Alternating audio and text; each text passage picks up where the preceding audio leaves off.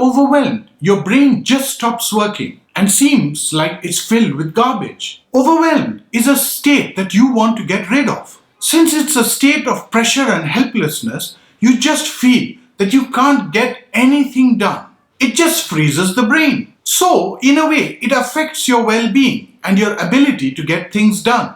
Today, we will go through a technique that will allow you to do just that. Keep watching.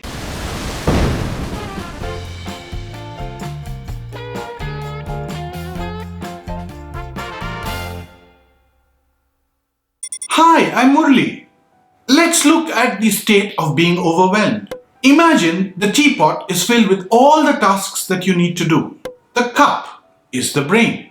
So when you take all these tasks, emails, news articles, memos, corporate policies, new languages that you want to learn, the names of all your acquaintances, project deadlines, hobbies, errands, bills, and so many other things, and you push your brain to register, it starts to overflow, creating a sense of overwhelm.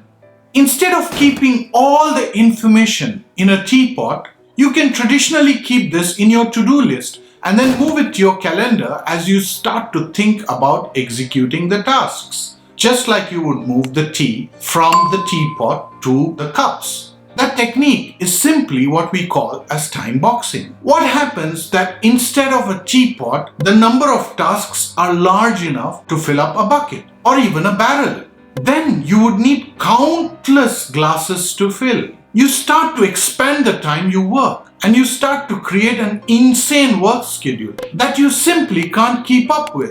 In those situations, you're looking for something else, a new technique, something that will help you manage this chaos. You'll continue to draw tasks from that list as you finish the tasks that you have in hand. But what happens if you don't set a timeline or a deadline to finish the task? You may not even know that you took a whole week to finish a task that could have been done in a day. That's what Parkinson's law also reaffirms. Work tends to fill the time allotted to it.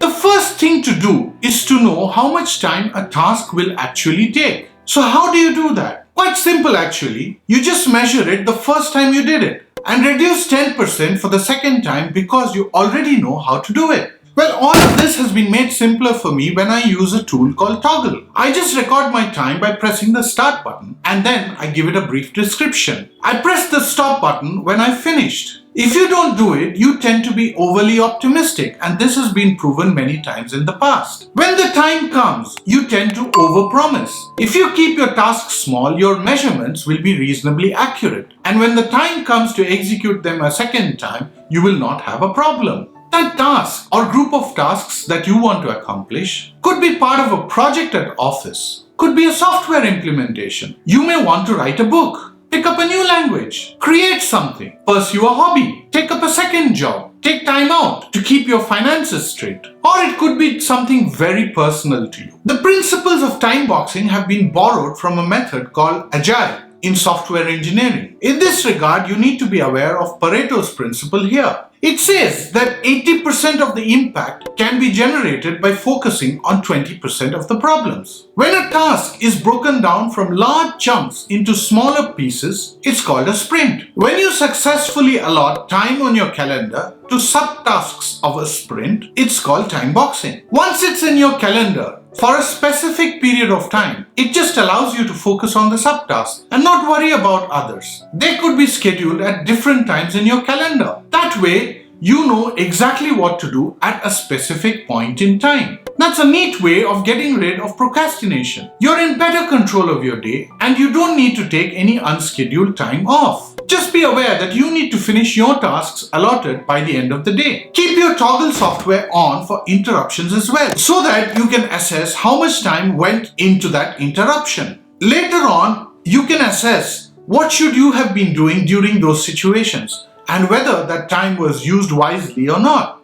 Since software projects are typically large, there are many sprints running simultaneously. Different teams are allotted to work on each one of them, and some of them are integrated. You manage your day by checking into your schedule and making sure that you're on track. In projects with large teams, they have a huddle where they find out whether they are on track or not. Elon Musk is a classic case where he manages many companies during his week. He has 2 large companies that he manages and manages to split the week into 45 hours each. But to keep such a tight schedule, he manages his day in 5-minute increments. So he packs his day quite tightly. If you combine this method of time boxing with your ability to identify your prime time, that is, the time of the day when your energy peaks, your productivity peaks, and you are at your creative best, and when you can execute simple tasks, you've just gotten a whole lot smarter in execution. But to keep up that efficiency, you want to clear up your workspace at the end of the day. Put the things where they belong so that they can be fetched from their homes the next day. The next day, you can start working on it without any stress of searching.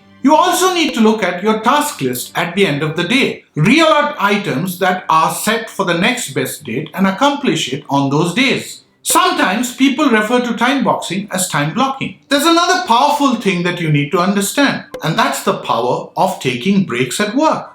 Taking breaks allows you to feel far more productive, focused, happier as you get through your tasks. Though there's a technique called the Pomodoro techniques that recommends that you take 25 minutes of work followed by a 5-minute break, you will soon recognize that it takes 10 minutes to get back into the zone, which means it makes you highly unproductive. The way I do it is I set a set of sprints to accomplish the specific goal. Each sprint lasts for 90 minutes. I take a 15-minute break in the first one, and after the second 1.5 hours, I take a 30 minutes break. That works best for me. I try and turn off the phone ringer to avoid any distractions. By now, I also have a fair sense of differentiating emergency calls with regular ones. I try to call back during those breaks. It's common to be interrupted in daily life, so your time goes towards doing other things. So what I do for it is keep a block of time free for such activities in my schedule, so that I can catch up on the things I ought to have done during the day. This technique has been used by many successful individuals and billionaires, including Elon Musk and Bill Gates. It's become critical for their day-to-day success since they're doing so many things. If we are able to learn from something like this, we can prevent a feeling of being overwhelmed. At the end, you will gain time by using this method.